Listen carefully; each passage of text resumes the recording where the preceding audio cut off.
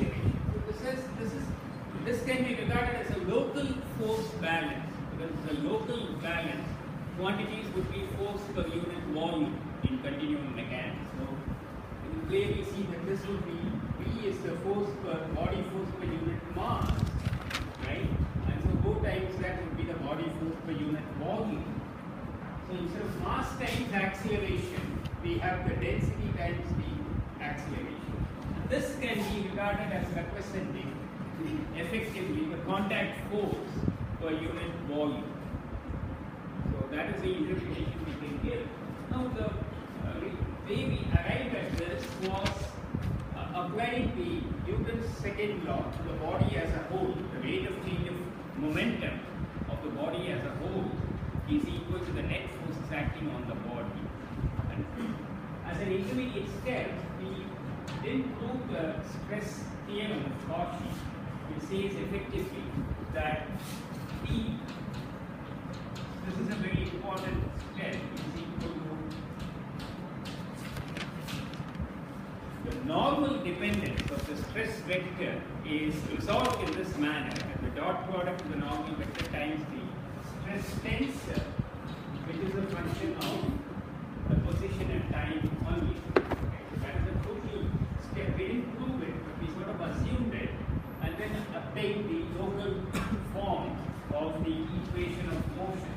Right? So the procedure we followed for the mass conservation, which is that we apply the law of conservation of mass to the body as a whole, and then we obtain a local equation valid at all points in the fluid. That is called the continuity equation. And then we could integrate the continuity equation, right, and obtain a mass balance for a controlled volume. Because we did that only for a fixed controlled volume. We do the same thing here. We already obtained the local equation of motion.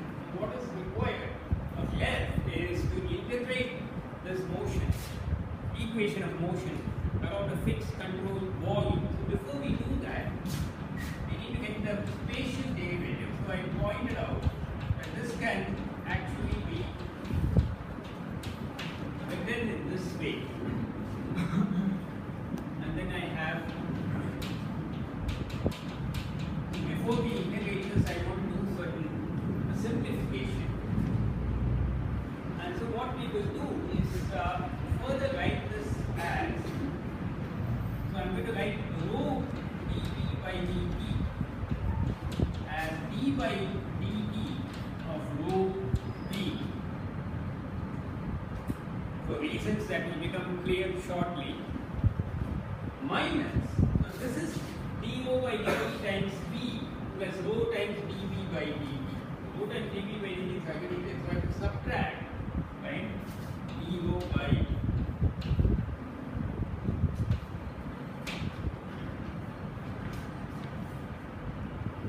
rho times dV by dt minus dO by dt times the velocity.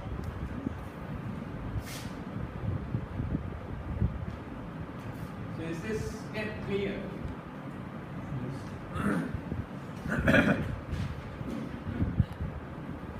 So now what we need to do is we'll apply the continuity equation. Look at the continuity equation. Continuity equation can be written in any of the two forms.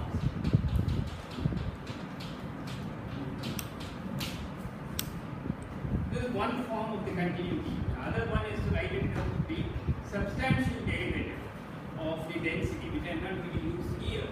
So what I have here is this would be d by dt of minus dO by dt is simply the negative of the divergence of rho v, right? So what I will get,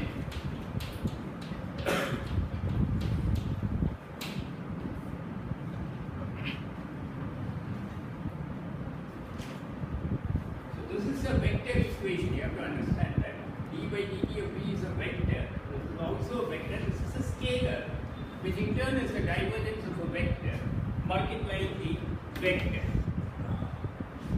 So that's what we have. So then what? Right? So now I'm going to combine this. So the left hand side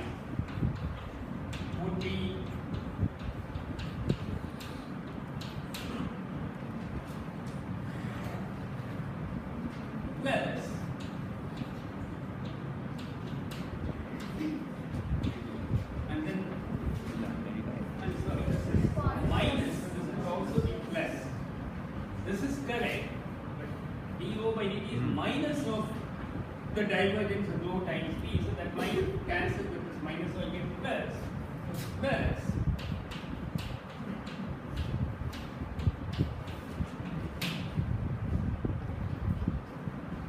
now I'm going to introduce a new representation of a tensor. So we saw the stress tensor naturally arose from the Cauchy stress theorem, but there are other ways in which you can form a tensor.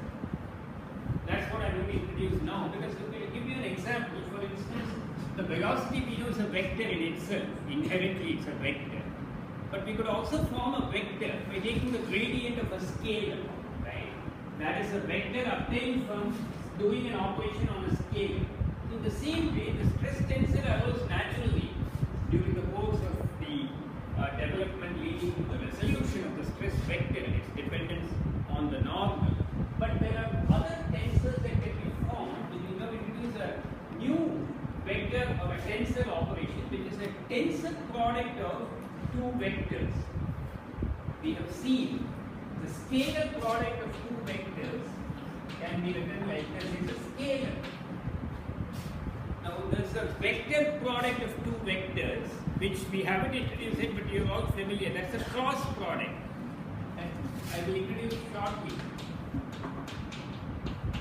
That's also a vector. You're all familiar with that, right? Cross product of two vectors. The net result is a vector.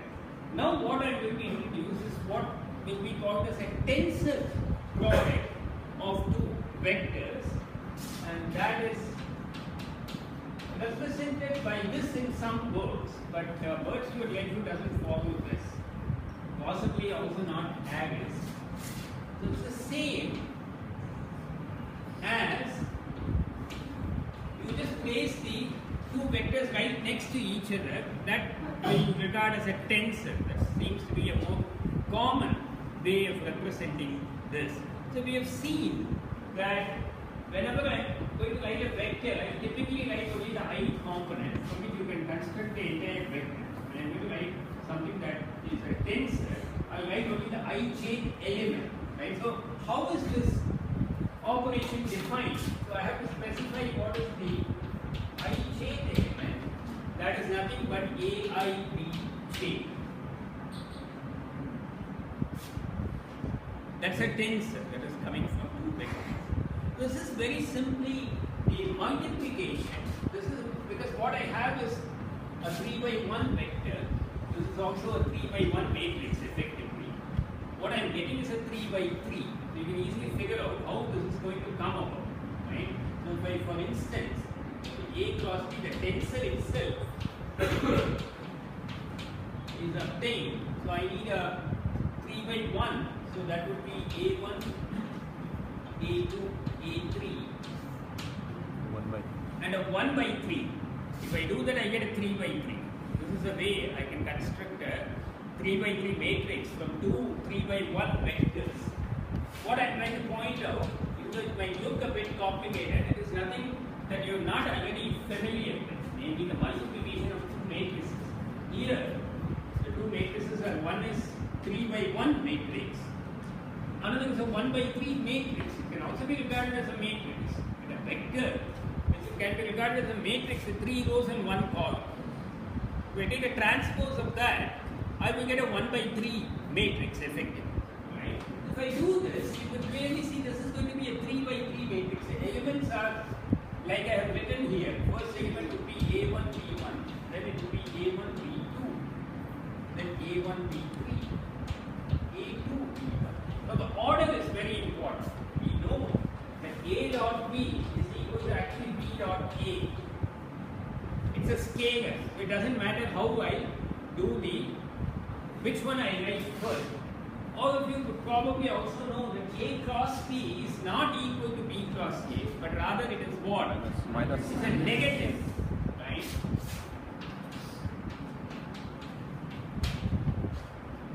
So order becomes very important when you take both the vector product and the tensor product. The same way, right? So this I can write it A2B, and you can fill in the last row.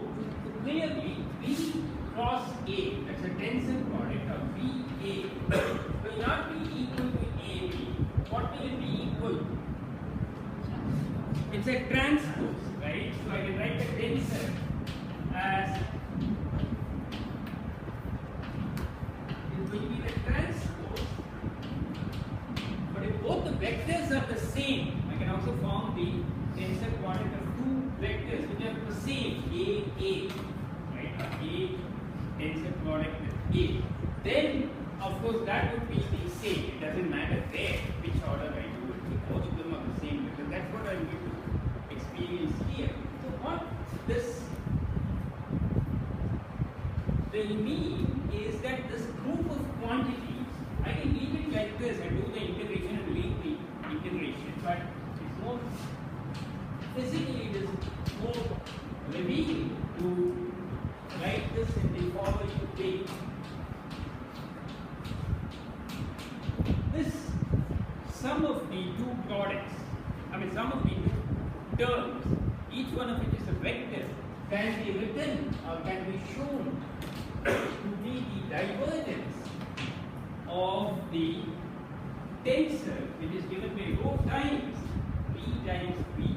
B times B is a tensor, right, which has the elements.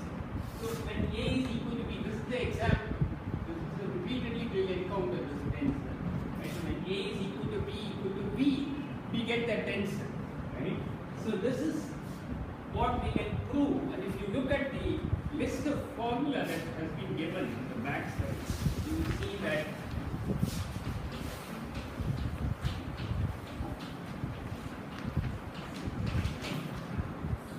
this is the divergence. We know how to construct the divergence of a tensor. Right? So if you see that formula, if you read out that formula, I have a copy of that. Give me a copy.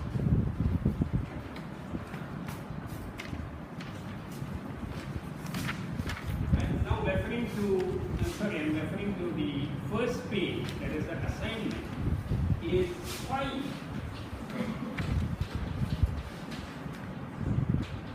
plus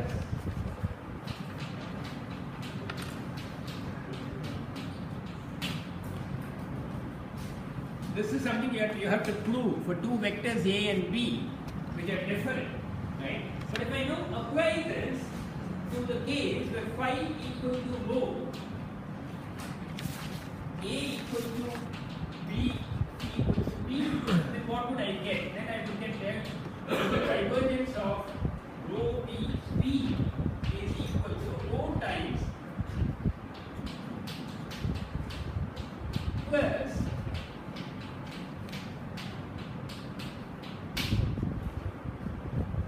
that's exactly what I have, right? So whenever you have to prove, I'm not going to prove this generally, but I will prove it here, right? This is a special case of the vector identity that you've been asked to do in the assignment. So when I get something like this, so what I first recognize that this is a vector equation. So I look at the ith component of the vector on either the left hand side or the right hand side. So let me do that. Right? So this is the dot product of a vector with a tensor, and we know how to do that.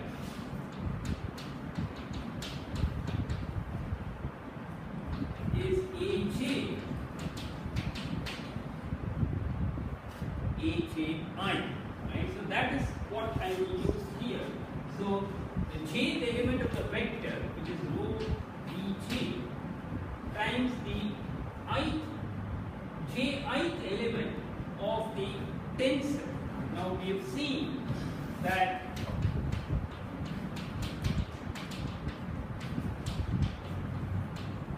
which implies that the jth element, which is what I want, this is nothing but Bi comma j, right? So B,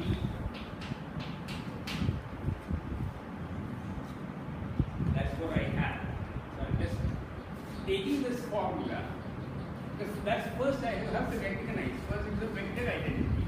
This vector is obtained by taking the dot product of a vector with a tensor, right? So I immediately look at this formula But then I realized that that tensor is actually formed. So we've already seen one way in which a tensor may be formed by taking the gradients of a vector, gradient of a vector. This is another way in which a tensor may be formed by taking the tensor product of two vectors. Right? So I recognize that here the tensor is actually derived from a vector, gradient of the velocity vector. So I need the formula for that. So I need the jith element of that tensor. Right? So I have that, and then I get this, right? Plus the divergence of rho v, and I got the ith component, right? So ith component of v would be vi, and the scalar. Now this is very important. This is the divergence of a vector. So we've already seen the formula for that. Right? Vi comma I. But here I can't use I. So you have to be very careful. Even if they give you the list of formula, they have used I as a summation index. But here I am talking the ith component of this vector. So I cannot use I as the summation index. So I can use j. So I will use j here as a summation index. So that will be rho vj comma j. So now I see that here I have rho vj times vi comma j. That's a partial derivative of vi with respect to xj. And here I have the partial derivative of rho vj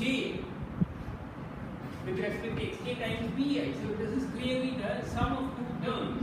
What I am taking is a derivative. So this is clearly equal to rho vi vj comma j. That is clearly equal to the I component of the following tensor. Because the divergence of a tensor we have already seen. The I component is aj I comma j. Right?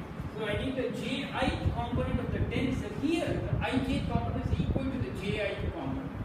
So if you want, I can easily write this as rho vj rho I. Because both the vectors are the same. That's a symmetric matrix. Symmetric tensor. Rho vj vi or vi vj doesn't matter. I'm just taking the product here. Right?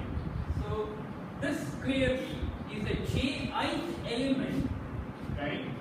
This term within the brackets is the ji element of the tensor rho v.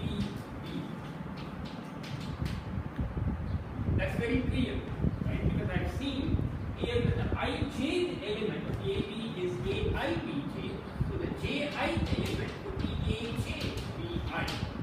Here A is equal to B equal to B, so the ji element of rho VB is rho times bj vi comma j. That is having but the I component of the divergence of the tensor rho VB. That's what we have proved. So now I can write this as the left hand side then becomes. Are there any questions?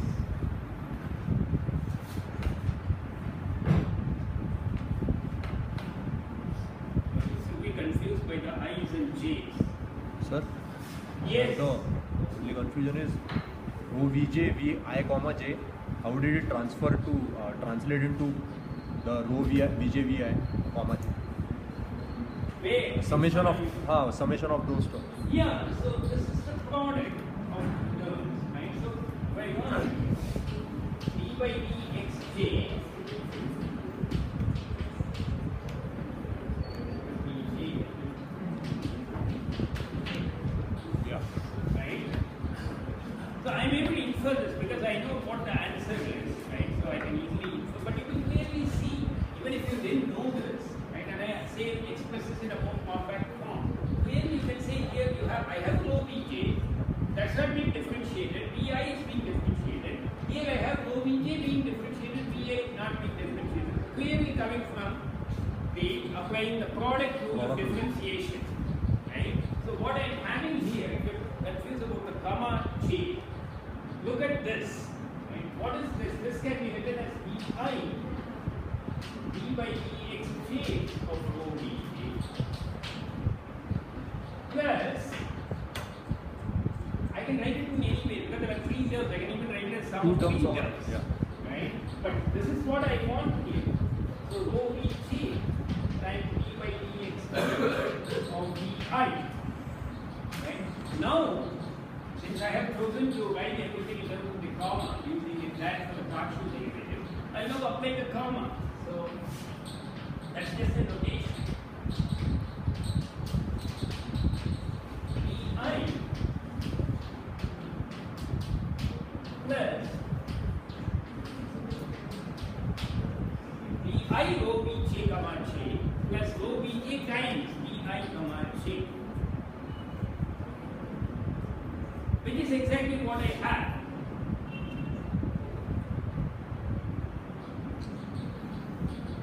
Right? It's exactly what it's just being jumbled up. Right? You can easily see that's exactly what I have here. Right? And that's exactly what this is. That's coming from the product rule of differentiation.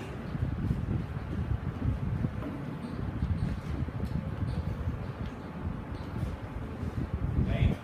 Any other questions?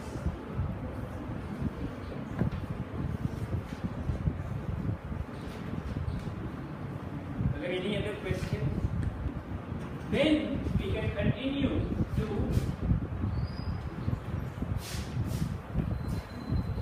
with the derivation of the momentum balance of the control volume.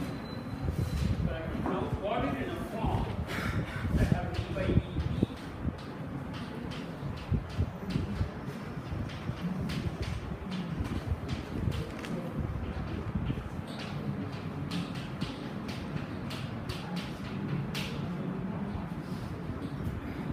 Now I'm going to integrate this whole equation over a fixed control volume, right? So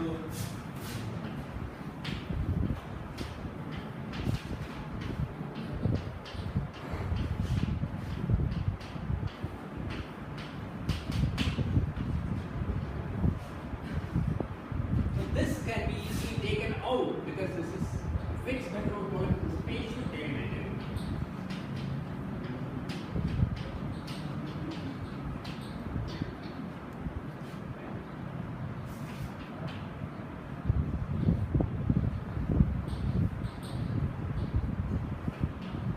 I leave that open.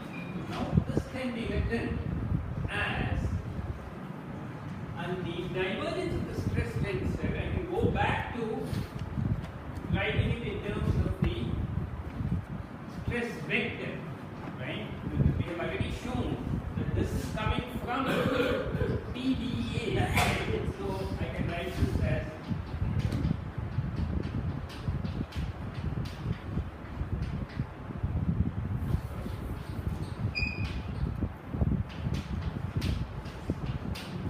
over the control area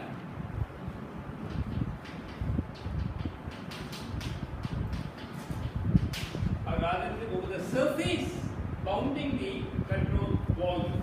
Right? So I can convert it back to an area because that gives this quantity as a force transmitted across the area. That's the true nature of that. But for getting the local equation of motion, we converted it to a divergence of the stress tensor because we wanted all the terms to be brought together in the volume integral so that we can make the integrand equal to 0. That's how we got it. Now that is not the purpose I am looking for because I want to reveal the true nature of that quantity, and that is coming from the contact force that is transmitted across the surface.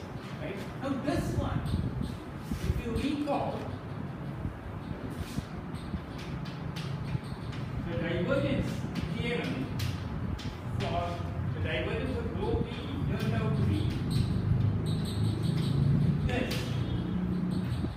Now it is possible to prove, and I prove that shortly, right, that this can be written as rho v dotted with n d a.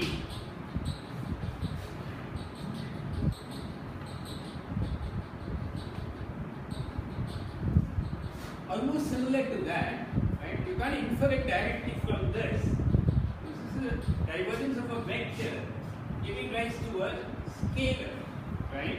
That's a scalar equation, whereas this is a vector quantity, the divergence of a tensor. But it can be shown that this is nothing but the dot product of the tensor with the unit normal. And I will prove that shortly. But then I can write this, take it over to the other side, and just as the and for the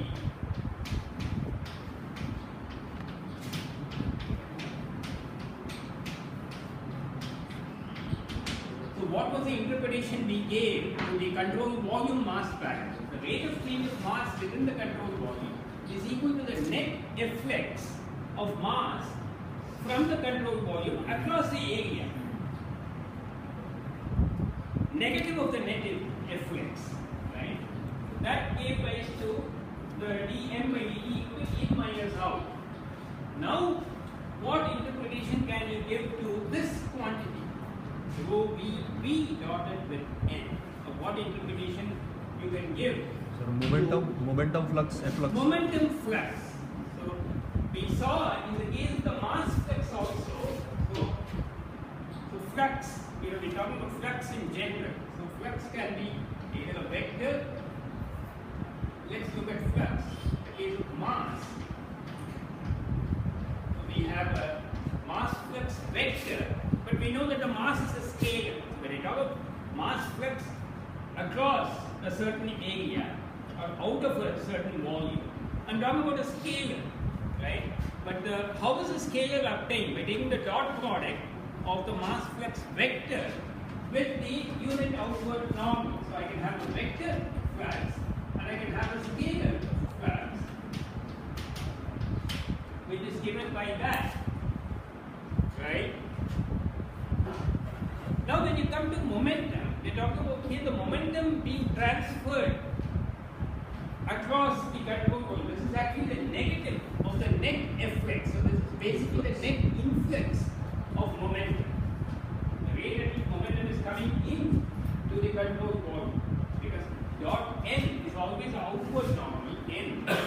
So whenever I take something dotted with n, that is giving the net efflux of momentum. The negative of that is the net influx of momentum, and that's what we want, because this is the rate of change of momentum within the control volume. It's equal to the net influx of momentum transferred into the control volume across the area enclosing the control volume. Of course, here we are having two important terms which are not there in the mass balance, because this is a momentum balance. The momentum balance is the net rate of change of momentum is equal to the net forces acting. So we need to have terms for that also. But on top of it, we are also having this influx across the control volume, which we did not have when we proposed the momentum balance for the body as a whole. Right? So here, momentum is clearly a vector. When I talk about the momentum efflux, right, or the momentum flux, that would be a tensor of the momentum. That is given by the tensor, which is actually formed from the velocity vector. It's rho times v, and you can easily verify that what would be the units of this, right? M times kilogram per meter second square. dv by dt is the momentum, right?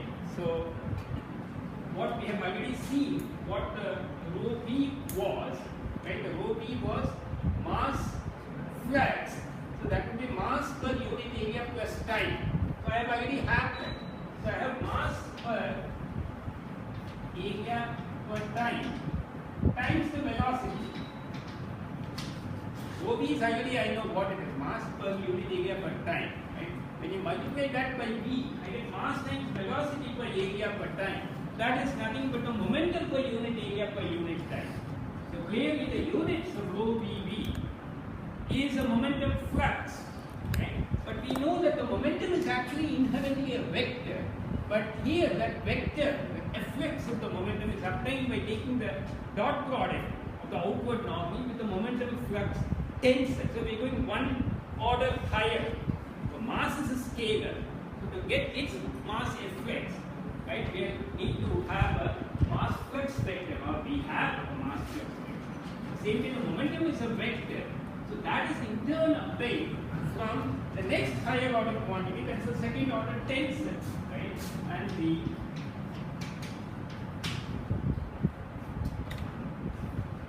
momentum Fx, or the flux of momentum outward across a given control volume. So let's say this is the control volume. The net momentum Fx, right, that is obtained at any point by taking the corresponding tensor, and this is the unit normal out, right? So that would be, that is at that point, right? So we need to evaluate that at all points on the surface and integrate over the entire surface enclosing the control volume, and we will get the net Fx of momentum. So this clearly has the rate of change of momentum within the control volume is equal to, right, the net influx of momentum, and the net rate of coming in of the momentum. So this can be written as in minus out of the momentum rate, right, plus the net forces acting on the body within the control volume, or the body of fluid within the control volume, right, and that has the body force plus contact force.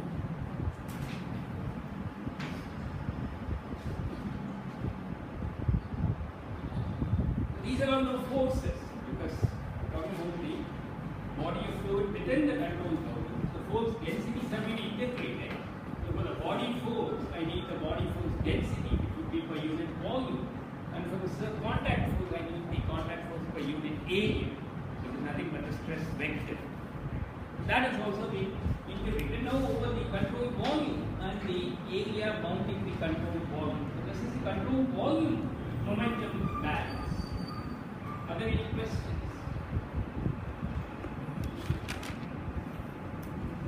So to recap, I started with the local equation of motion. The main part had to do with the left-hand side, which I expressed as the spatial derivative. Here I will introduce a new quantity, a tensor obtained from the product of two vectors. That's a tensor product of two vectors. We've already seen how to take a divergence of a tensor, right? So that was easy to prove. And the most important point is the physical interpretation you get out of writing it in this way, right? And so we get an expression for the momentum influx or efflux. So that. Yes. Any questions? Sir, on the right hand side, it should be net efflux of momentum. Yeah, minus of the net efflux. That would be the net influx. That's what we always see, right? d by dt of any quantity has to be in minus out plus accumulation. I mean, accumulation is in minus out plus generation. There's no question of generation here. Right? But what we have, because the momentum balance, we also have to add the forces acting on the control volume. Right? So this has to be, this is the same form, dm by dt. Here also derive in minus out. So this is d by dt of the momentum is equal to in minus out of the momentum, the rate, right, plus the net forces acting on the body of fluid within the control volume. That's the integral. We recover the very well-known in minus out equal to accumulation here also.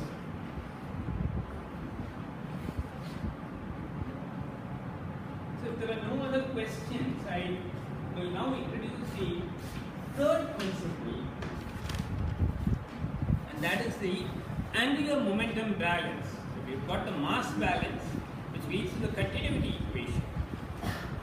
The momentum balance, which leads to the local equation of motion, and then the angular momentum balance, and we will see that the net result of the angular momentum balance would be that we will prove that the stress tensor, or at least derive the conditions under which the stress tensor will turn out to be symmetry, right?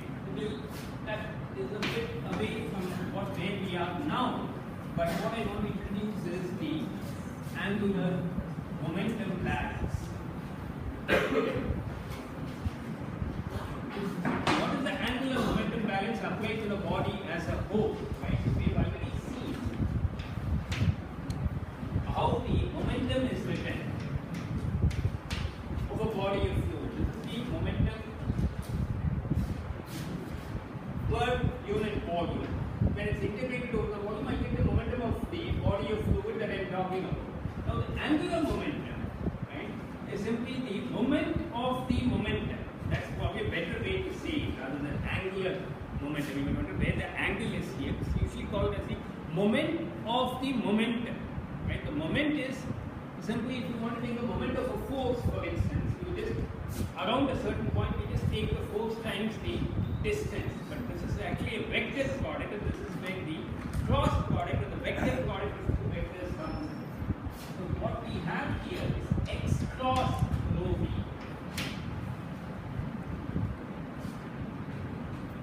X is the position of the particular fluid element that I am talking about within this body of fluid. Right? I am talking here again about the body now, back to the body. Right? This body has many points, and each point I can have the rho and I can have the v. Now we also need to specify the position with respect to a fixed coordinate system. So that is the location, x, the spatial location of a particular point. Right? So from the origin, that is from the origin, right? X cross that will give the angular momentum density, or the moment of momentum density, that is per unit volume. When I integrate it over the whole volume, I will get the angular momentum of the body as a whole at any given instant. What the principle of angular momentum balance says is that the time rate of change in the angular momentum of the body, or the momentum of the body, is equal to the net torque acting on the body. Okay? Now what do we mean by torque? Torques are nothing but the moments of the forces. So just as we have that the rate of change of the momentum is equal to the net forces acting on the body, similarly, the rate of change of the angular momentum of a body, or the momentum of a body, is given by the net torque exerted by the forces. Right? So we consider only two types of forces. The torques can be easily written as x cross rho v dv. This can be regarded as a torque per unit volume, so I have to integrate it over the whole volume. Plus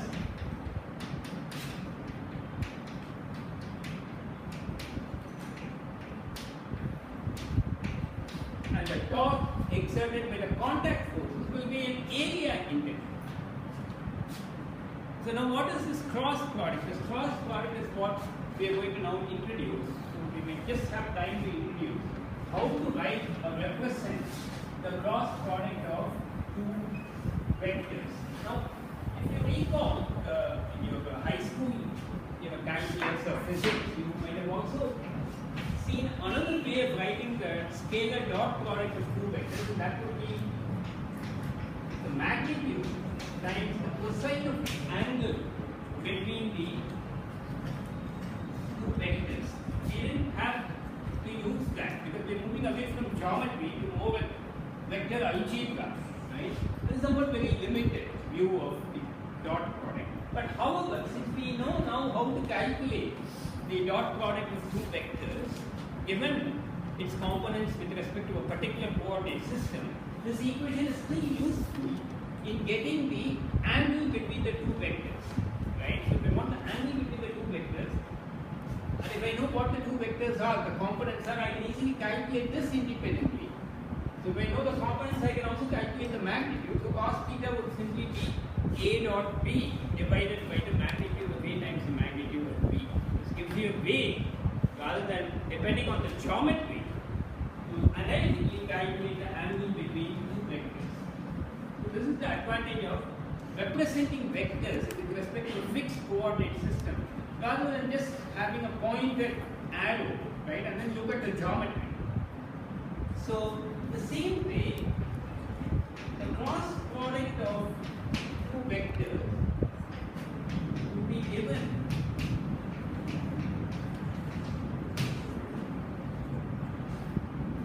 by the product of the magnitude of the two vectors times the sine of the angle. But that's not all, because I know the cross product is a vector. So I have to represent the vector by, this will give me the magnitude of the cross product. What is the direction of the cross product? It is perpendicular to the plane of the two vectors A and B, outward actually. So I will still write this as n, because it is the outward normal of the plane formed by the two vectors. Right? So these two vectors are three-dimensional space. So we are no longer in two-dimensional, everything is in a plane. Right? So we have to form the plane that contains the two vectors A and B, and then the direction is given by the outward normal to the plane. Right? So this is again not going to be very useful for us, but it's still important to keep this in mind. Right?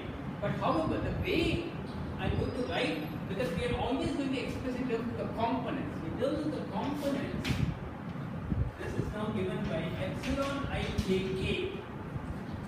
That dreaded symbol is again made its appearance.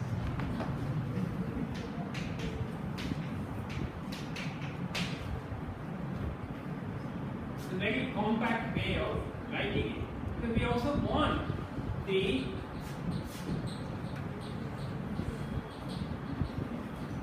vector in terms of components, because if you look at this, of course I can write this as n1 e1 plus n2 e2 plus n3 e3, but who is going to tell you what n1, n2 and n3 are? Those we have to find. But this formula gives you a way of finding the normal to a plane. We won't get into that, but this is clearly now a sum over I, j and k. If you compare with the expression we had for the determinant of a matrix, that was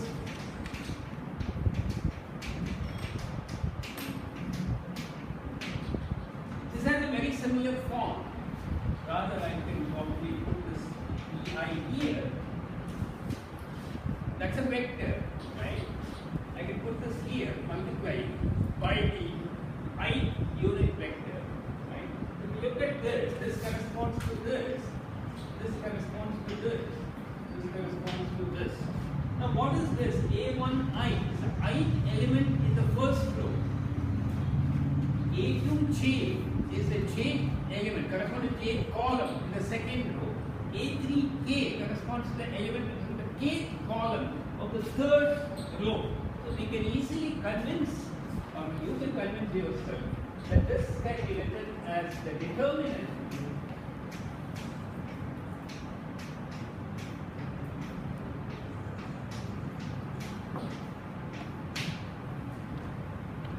The only thing is now this determinant has along one of its rows vectors. It's important to keep that in mind. But here we will multiply it only by other scalars, so it doesn't matter which way that you write the vector. But the easiest thing is to expand along the first row, right? Then we would get E1 times A2 E3 minus A3 E2 plus E2 or rather minus A1 B3 minus A3 B1. A1 B2. So now I have got each one of the components of the cross product. So given any two vectors, you can easily take the cross product by simply using this formula. All of you know how to calculate the determinant of a 3 by 3 matrix. All I have to remember is this.